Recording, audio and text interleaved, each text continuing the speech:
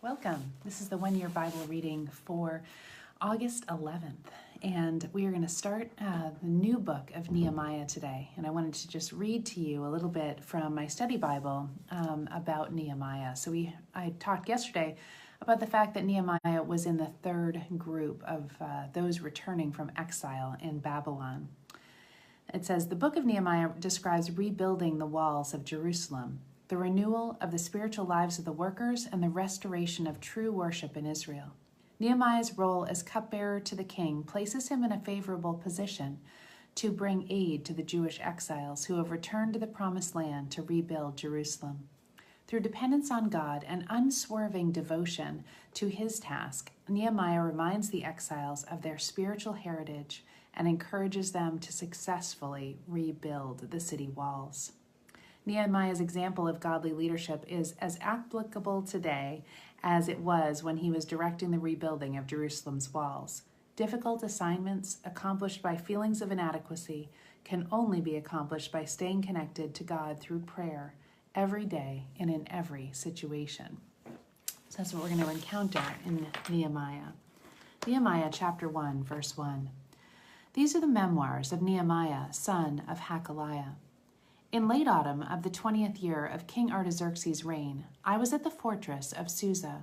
Hanani, one of my brothers, came to visit me with some other men who had just arrived from Judah. I asked them about the Jews who had survived the captivity and about how things were going in Jerusalem. They said to me, things are not going well for those who return to the province of Judah. They are in great trouble and disgrace. The wall of Jerusalem has been torn down and the gates have been burned. When I heard this, I sat down and wept. In fact, for days I mourned, fasted, and prayed to the God of heaven. Then I said, O Lord, God of heaven, the great and awesome God, who keeps his covenant of unfailing love with those who love him and obey his commands, listen to my prayer. Look down and see me praying night and day for your people Israel. I confess that we have sinned against you. Yes, even my own family and I have sinned. We have sinned terribly by not obeying the commands, laws, and regulations that you gave us through your servant Moses. Please remember what you told your servant Moses. If you sin, I will scatter you among the nations. But if you return to me and obey my commands, even if you are exiled to the ends of the earth, I will bring you back to the place I have chosen for my name to be honored. We are your servants, the people you rescued by your great power and might.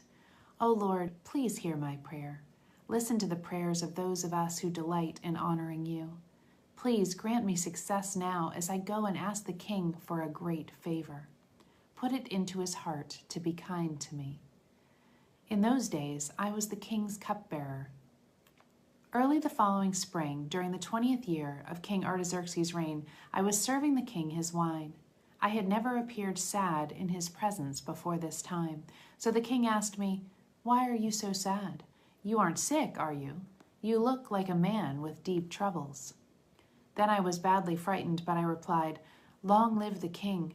Why shouldn't I be sad? For the city where my ancestors are buried is in ruins, and the gates have been burned down. The king asked, well, how can I help you? With a prayer to the God of heaven, I replied, if it please your majesty, and if you are pleased with me, your servant, send me to Judah to rebuild the city where my ancestors are buried. The king, with the queen sitting beside him, asked, how long will you be gone? When will you return? So the king agreed, and I set a date for my departure. I also said to the king, if it please your majesty, give me letters to the governors of the province west of the Euphrates River, instructing them to let me travel safely through their territories on the way to Judah. And please send a letter to Asaph, the manager of the king's forest, instructing him to give me timber. I will need it to make beams for the gates of the temple fortress, and for the city walls, and for a house for myself. And the king granted these requests, because the gracious hand of God was on me. When I came to the governors of the province west of the Euphrates River, I delivered the king's letters to them. The king, I should add, had sent along army officers and horsemen to protect me. But when Sanballat of the Horonite and Tobiah the Ammonite official heard of my arrival, they were very angry that someone had come who was interested in helping Israel. 3 days after my arrival in Jerusalem, I slipped out during the night, taking only a few others with me. I had not told anyone about the plans God had put in my heart for Jerusalem. We took no pack animals with us except the donkey that I myself was riding. I went out through the valley gate, past the jackal's well, and over to the dung gate to inspect the broken walls and burned gates. Then I went to the fountain gate and to the king's pool, but my donkey couldn't get through the rubble. So I went up to the Kidron Valley instead, inspecting the wall before I turned back and entered again at the valley gate. The city officials did not know I had been out there or what I was doing, for I had not yet said anything to anyone about my plans. I had not yet spoken to the religious and political leaders, the officials, or anyone else in the administration. But now I said to them, "You know full well the tragedy of our city. It lies in ruins, and its gates are burned. Let us rebuild the wall of Jerusalem and rid ourselves of this disgrace." Then I told them about how the gracious hand of God had been on me and about my conversation with the king. They replied at once, "Good, let's rebuild the wall." So they began the good work. But when Sanballat, Tobiah, and Geshem, the Arab, heard of our plan, they scoffed contemptuously. "What are you doing, rebelling against the king like this?" they asked. But I replied, "The God of heaven will help us succeed. We are his servants and will start rebuilding this wall. But you have no stake or claim in Jerusalem." Then Eliashib, the priest, the high priest, and the other priests started to rebuild at the sheep gate. They dedicated it and set up its doors, building the wall as far as the Tower of the 100, which they dedicated, and the Tower of Hananel. People from the city of Jericho worked next to them, and beyond them was Zakur, son of Imri. The fish gate was built by the sons of Hassenaah. They did the whole thing, laid the beams, hung the doors, and put the bolts and bars in place. Meremoth, son of Uriah and grandson of Hakkoz, repaired the next section of the wall. Beside him were Meshullam, son of Berechiah and grandson of Meshezabel, and then Zadok, son of Baana. Next were the people from Tekoa, though their leaders refused to help. The old city gate was repaired by Joiada, son of Paseah, and Meshullam, son of Besodiah. They laid the beams, set up the doors, and installed the bolts and bars. Next to them were Melatiah from Gibeon, Jadon from Meronoth, and people from Gibeon and Mitzpah, the headquarters of the governor of the province west of the Euphrates River. Next was Uzziel, son of Harhiah, a goldsmith by trade, who had also worked on the wall. Beyond him was Hananiah, the manufacturer of perfumes. They left out a section of Jerusalem as far as the broad wall. Rephaiah, son of Hur, the leader of half the district of Jerusalem, was next to them on the wall. Next, Jediah, son of Harumaph, repaired the wall next to his own house, and next to him was Hattush, son of Hashabaniah. Then came Malchijah, son of Harim, and Hashub, son of Pahath Moab, who repaired the tower of the ovens, in addition to another section of the wall. Shallum, son of Halohesh, and his daughters repaired the next section. He was leader of the other half of the district of Jerusalem. The people from Zanoah, led by Hanun, rebuilt the valley gate, hung its doors, and installed the bolts and bars. They also repaired the 1,500 feet of wall to the dung gate. The dung gate was repaired by Malchijah, son of Rechab, a leader of Beth Hakerem district. After rebuilding it, he hung the doors and installed the bolts and bars. So we have a lot of names there. That's the end of our Old Testament reading today, but what speaks to me is the importance of each one and how they came from very different backgrounds, but we have even daughters working alongside their fathers, everyone taking part in this important work of the Lord. 1 Corinthians 7. Now, about the questions you Corinthians asked in your letter, Yes, it is good to live a celibate life. But because there is so much sexual immorality, each man should have his own wife, and each woman should have her own husband. The husband should not deprive his wife of sexual intimacy, which is her right as a married woman, nor should the wife deprive her husband. The wife gives authority over her body to her husband, and the husband also gives authority over his body to his wife. So do not deprive each other of sexual relations. The only exception to this rule would be the agreement of both husband and wife to refrain from sexual intimacy for a limited time, so they can give themselves more to prayer. Afterward, they should come together again so that Satan won't be able to tempt them because of their lack of self-control. This is only my suggestion. It's not meant to be an absolute rule. I wish everyone could get along without marrying just as I do, but we are not all the same. God gives some the gift of marriage, and to others he gives the gift of singleness. Now, I say to those who aren't married and to widows, it's better to stay unmarried, just as I am. But if they can't control themselves, they should go ahead and marry. It's better to marry than to burn with lust. Now, for those who are married, I have a command that comes not from me, but from the Lord.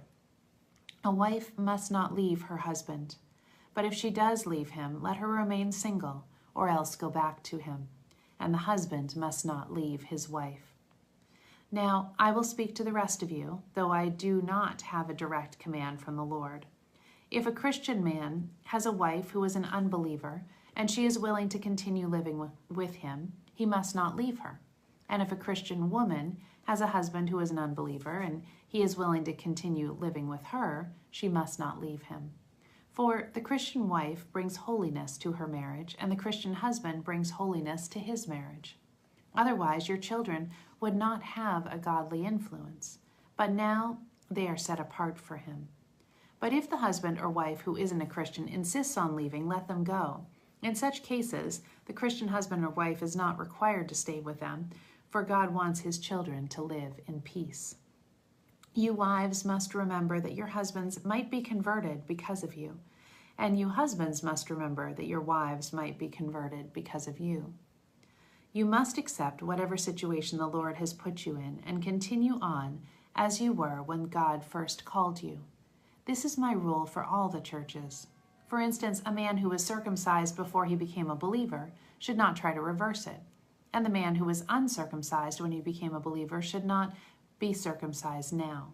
For it makes no difference whether or not a man has been circumcised. The important thing is to keep God's commandments. You should continue on as you were when God called you. Are you a slave? Don't let that worry you, but if you get a chance to be free, take it.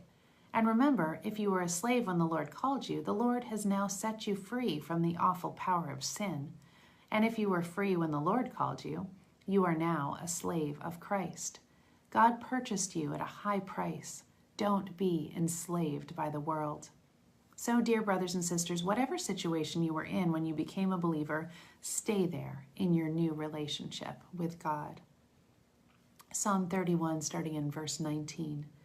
Your goodness is so great. You have stored up great blessings for those who honor you. You have done so much for those who come to you for protection, blessing them before the watching world. You hide them in the shelter of your presence, safe from those who conspire against them. You shelter them in your presence, far from accusing tongues. Praise the Lord, for he has shown me his unfailing love. He kept me safe when my city was under attack. In sudden fear, I had cried out, I have been cut off from the Lord. But you heard my cry for mercy and answered my call for help. Love the Lord, all you faithful ones, for the Lord protects those who are loyal to him, but he harshly punishes all who are arrogant. So be strong and take courage, all you who put your hope in the Lord. Proverbs 21:4. Haughty eyes, a proud heart, and evil actions are all sin.